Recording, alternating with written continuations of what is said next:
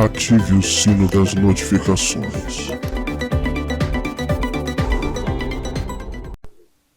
Olá, meus ilustres amigos e amigas. Bem-vindos a mais um vídeo no canal Verdades Ocultas da Bíblia. Nós falaremos acerca do dilúvio bíblico de Noé. Você conhece bem a história do dilúvio bíblico, assim como também, consequentemente, a história da Arca de Noé. Nós sabemos que tudo isso se trata de uma mitologia bíblica. A lenda do dilúvio, ela existe antes da escritura bíblica. Entre os povos mesopotâmios, nós temos a epopeia de Gilgamesh, assim como também a epopeia de Atrahasis. Também existe o mito do dilúvio primordial no Egito, assim também como existe o mito do dilúvio hindu, assim também como existe o mito do dilúvio asteca, assim também como existem os mitos diluvianos dos povos do leste asiático, cada mitologia contendo a sua variação. Eu citei estas mitologias porque elas são mais antigas do que o relato bíblico do dilúvio da Arca de Noé na Bíblia hebraica. E também, quando falamos de dilúvio, estamos falando de uma inundação. Não estamos falando de um dilúvio mundial. Até porque a própria edição bíblica do texto hebraico demonstra claramente que o escriba estava construindo uma história. Você percebe isso no livro do Gênesis, capítulo 7, versículo 20, em que ele irá falar abertamente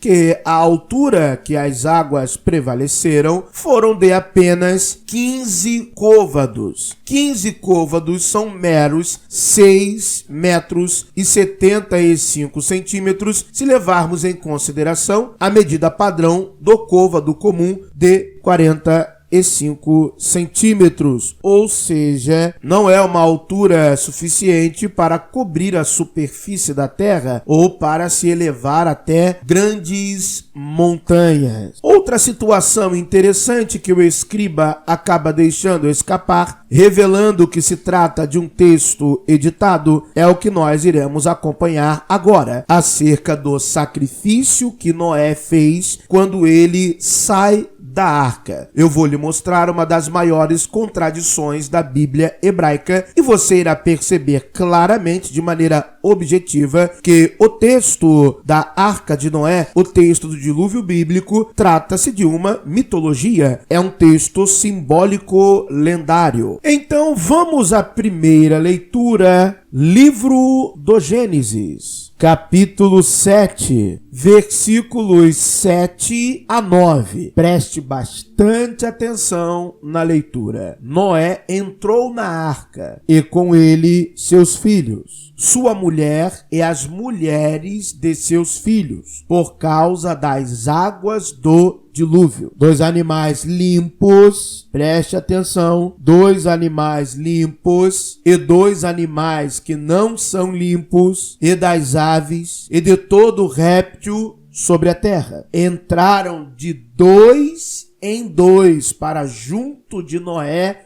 na arca, macho e fêmea, como Deus ordenara a Noé, de todos os animais, limpos e não limpos.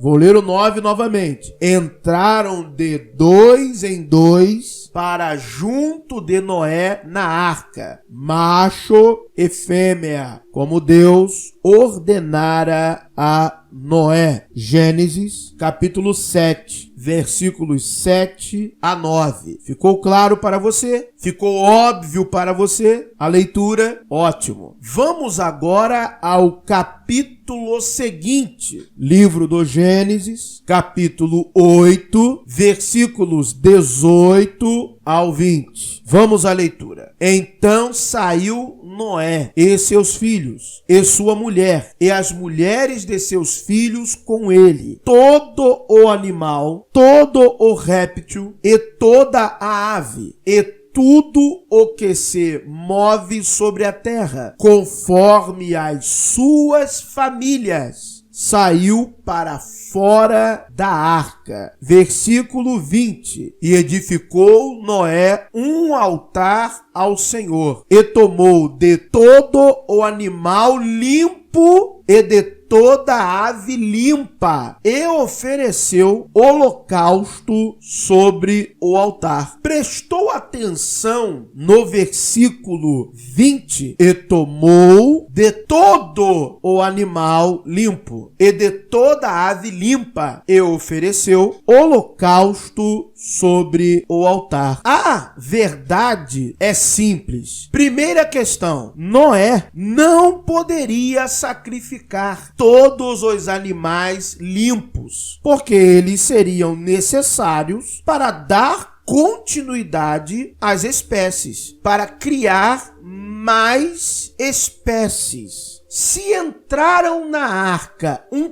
par de cada, macho e fêmea, e apenas um par, se ele sacrifica o par, como que a espécie teria continuidade? E o texto será enfático em dizer que ele tomou de todo o animal limpo e de toda a ave limpa, e ofereceu holocausto sobre o altar. Eu não vou nem entrar no mérito na questão do conceito de animais limpos e impuros, porque isso por si só também já revela que há uma edição / redação desse texto de maneira artificial, ou seja, o escriba, o redator / editor, ele não está falando de um evento histórico, ele está falando de uma narrativa criada, inventada, gerada de maneira ficcional, artificial, porque esse conceito não existia de animal limpo e animal não limpo, animal puro e animal impuro. Retomando